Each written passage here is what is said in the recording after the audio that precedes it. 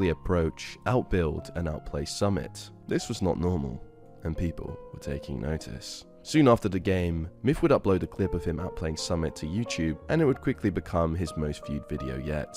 Viewers were in awe at Myth's ability, especially that of his building skill. And with him topping the leaderboards as the player with the most solo PC wins, Myth was certainly making a name for himself amongst the small Fortnite community. And following the video where he would destroy Summit, Myth would upload a series of building tutorials, which would perform far greater than the rest of his YouTube content. There was no doubt in the community that Myth was the best builder in the game, and considering that Fortnite's unique selling point was building, it was a huge title to hold.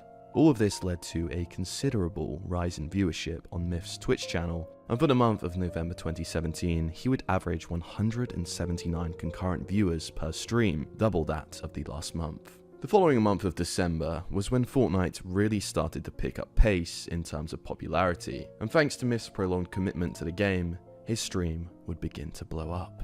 December 1st, 142 live average viewers. December 2nd, 332 viewers. Myth had doubled his average viewers in just one day, but things would get even better when once again, Myth would find himself in a Fortnite lobby with Summit. And when the two players would eventually encounter one another, they would have a 1v1 battle that would go down in Fortnite history. Summit would notice a base at the top of a hill. Little did he know Myth was the one waiting inside. Summit then decides to aggressively build upwards towards the base, ready to engage. But instead of Myth sitting idly like the majority of players would, he starts building at incredible speed. What the f? See, he keeps building higher. Stop building so high! Stop it!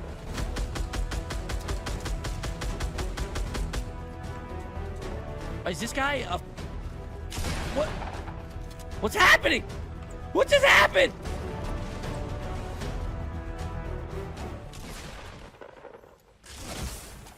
He built the... He kept building up and building up and building up, and I couldn't catch him. 1,400!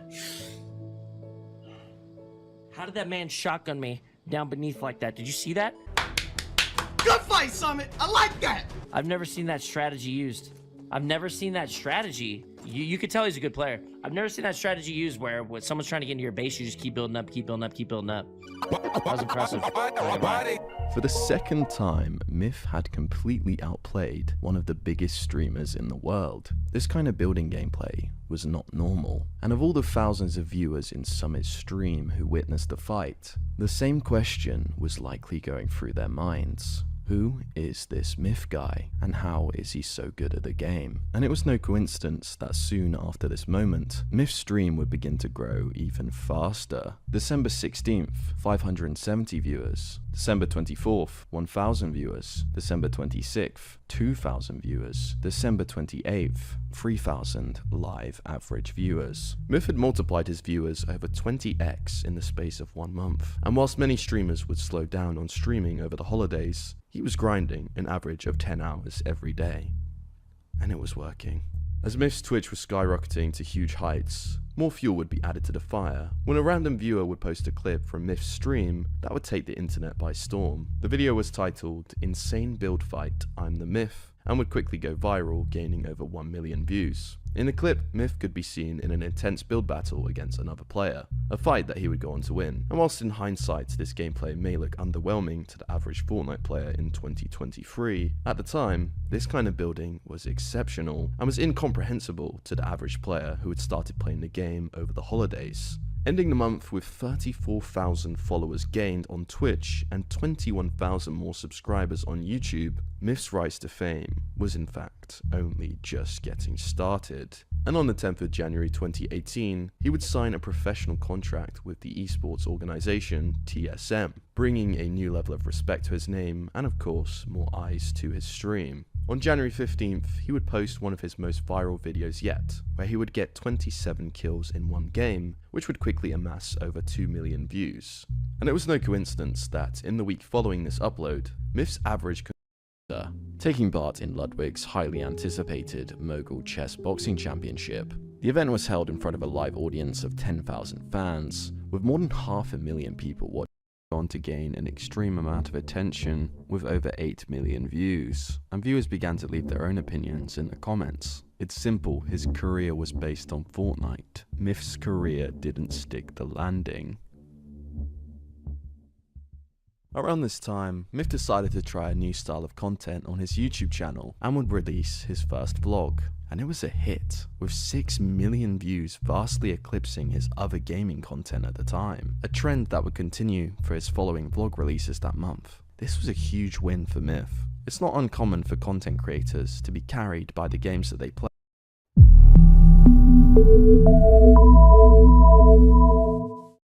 Vince McMahon declined to participate in the documentary you are about to watch. Earlier tonight, my father, Vince McMahon, retired from WWE. With those 9 words, Stephanie McMahon stunned the world of professional wrestling. I don't think anybody would have ever said that Vince McMahon would have ever stepped down. Everybody figured that he was going to do this until he died. Welcome to SmackDown! Over decades, Vince McMahon faced financial ruin. Vince mortgaged every dime that he had. Battled ruthless competition. And now WCW is about to dominate the globe in professional wrestling. And confronted career-ending scandals. Speculation is running wild. Did steroids play a role, or is there another explanation? He can be a tyrant. The whole thing was an abortive kind of a screw job. So many scandals. I don't even know if there would be a wrestling business by the time all the investigations were complete. Often close to being pinned. He was down many times. Vince always kicks out. In every case, he bounced back. I've never seen anything like that. These are the 9 lives of Vince McMahon. First of all, I resent your tone.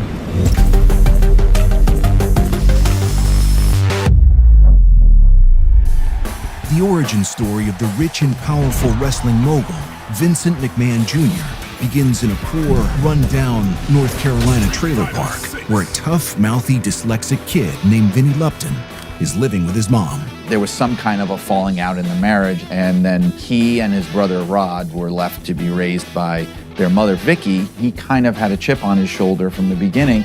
All most people know from this period of Vince's life comes from his 2001 interview with Playboy magazine. He alludes to his mother sexually assaulting him.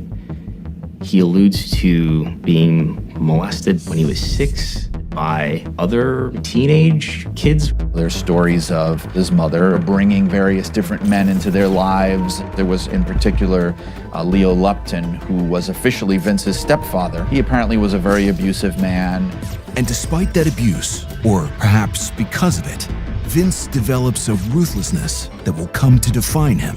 Vince said that he was upset that Leo Lupton died before he had a chance to kill him, and that he would have really enjoyed being able to do that. At 12, Vince finally meets his biological father, who happens to be one of wrestling's most successful promoters, Vincent James McMahon, or Vince Sr. Vincent James McMahon was the most important person in professional wrestling in the northeastern United States. Here's promoter Vince McMahon's wrestling lineup for this arena next week. Vince becomes like that storybook teenager who runs away from an evil stepfather to join the circus.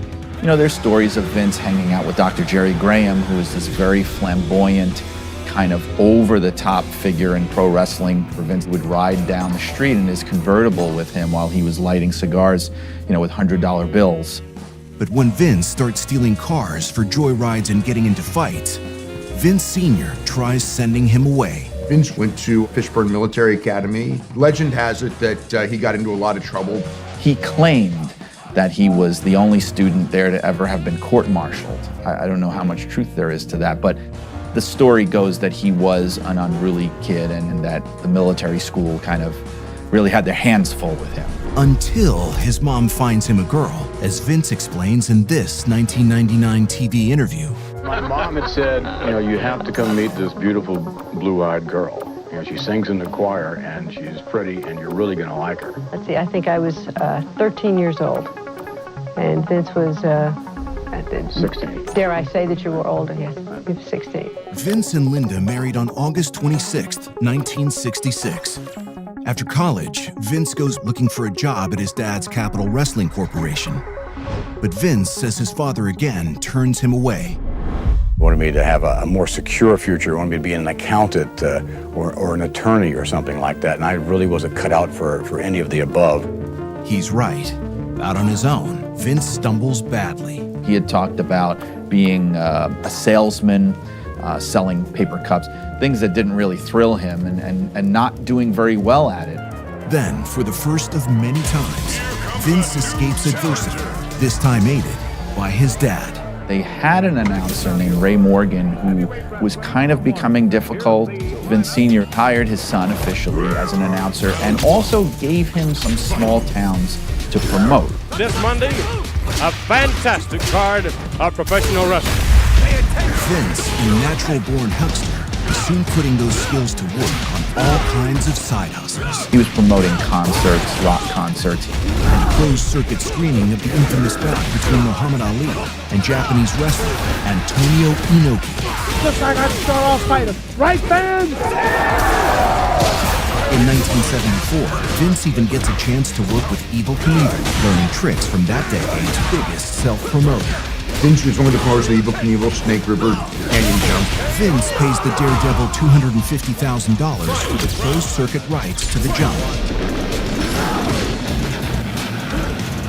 Knievel's attempt fails spectacularly. So does Vince. The audience willing to pay for the event turns out to be paltry. Vince loses the entire $250,000. Just a few years later, he and his wife Linda file for bankruptcy. Yet despite his failed ventures away from wrestling, Vince is still convinced that he can expand his father's business. He really wanted to bring his dad's wrestling company to the next level. Not as an employee, as the owner of the company. I knew there was just some way I had to get my hands on this company. June 6, 1982. It's sort of a red-letter date. Vince sat down with his father and his father's partner. The deal was for $1 million. Vince mortgaged everything he had, every dime that he had. He bought it on a balloon. He describes it as you pay a little right now and then you pay a lot later. And if he missed payments, then the ownership would revert back to the original group. They knew Vince knew the business, and if he failed, he failed. You know, they would get their money anyway. The message was, if you can't handle this, if it turns out you blow it, we're taking it back. But there may have been an even bigger reason why Vince Sr. was finally willing to pass the reins. He had pancreatic cancer, and this may have been one of the motivations for him to sell. Vince Sr. had spent decades as one of the most revered owners in professional wrestling. The stories that you hear about Vince Sr. don't revolve around ruthlessness or overly competitiveness. Once he had control in the Northeast, he was satisfied to kind of run that territory and do really well with it. As for Vince Jr., he will not be so easily satisfied. My dad would have really sold me the business had he known what I was going to do. He had a vision to take his father's territory in New York and literally make it the biggest wrestling company, not only in the United States, in the world, to make it global. Vince Jr. was more willing to take it all and be ruthless. But first, Vince has to take on his father's old friends, the mostly men running the other wrestling companies across the country. Every state had a wrestling territory. New York was the WWF, or there was Memphis, there was Georgia, there was Florida, there was Texas. There was the sense that everybody would respect each other's territory. And for the most part, promotions all over the US and Canada coexisted, and it was a really thriving industry. He thought, why do I have to respect these families? Why can't I just start promoting everywhere? Because doing so threatens the businesses of Vince Sr.'s fellow wrestling promoters.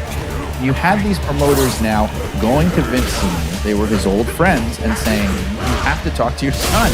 He's out of control. Are you aware that he's trying to, run us out of our town? So Vince Sr. approached his son at some point, saying, Vinny, you can't do this. And eventually Vince Jr. lost his temper at his dad and said, look, I'm gonna do this with or without you, Dad. I mean, you know, you work for me now. Are you with me or are you against me? Vince Sr. kind of took a moment and thought about it and was quiet and then looked at his son and said, you know what, Vinny, you're right. Those guys. And he did, by taking from them the thing they needed most. The talent, they all went for Vince. The talent's gone, and that was it. Now, either you get out of the way or you compete against another. Vince injects some competition into the industry, paying wrestlers more than they can dream of under the cozy old system. Then he buys time from local TV stations to promote his shows to sell more tickets. That helps generate the cash he needs to begin buying up struggling territories. As his vision of a national wrestling company comes into focus, the master marketer goes looking for someone to inject show business into the wrestling business. This man is not a television illusion. He is not an artist's conception. He is not a figment of the imagination. He is the Hulk.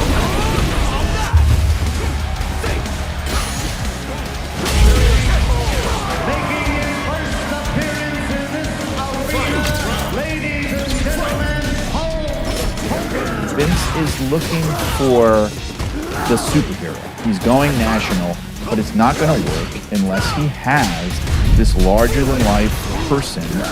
Hogan was the guy to choose. He had the great look. I mean, to this day, if you ask somebody on the street to name a professional wrestler, they're probably still going to name Hulk Hogan. Vince made Hogan just a perfect offer that he couldn't turn down. And Stone, we're going to put the belt on you. You're going to be our #1 guy. He came in at the beginning of January 1984, and by the end of the month, he was the WWF World Heavyweight Champion.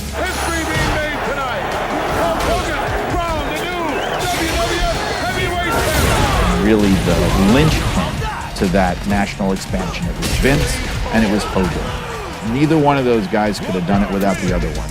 While Vince is modernizing the wrestling industry, some things in wrestling remain the same. Most territories still practice what's called kayfabe, maintaining the illusion everything's real. But what's not an illusion is the very real threat to Vince's emerging empire. When News Magazine 2020's John Stossel begins investigating kayfabe and whether it's a fraud on wrestling fans. I was a wrestler in high school, and I was always a little annoyed that some people believed that pro wrestling was real, rather than a scripted event where the winner is preordained and people dress up in funny clothes and pretend anger and bullshit. It had leaked out that 2020 was going to do a piece, and obviously if it's ABC Network News, it's going to be an expose. I just thought it was interesting that this big, growing, successful business was based on bullshit. I mean, cleverly done, athletic bullshit, but lies. Stossel's story could lead to a significant exodus of disillusioned fans, just as Vince has all his capital committed to building the WWF into a national brand.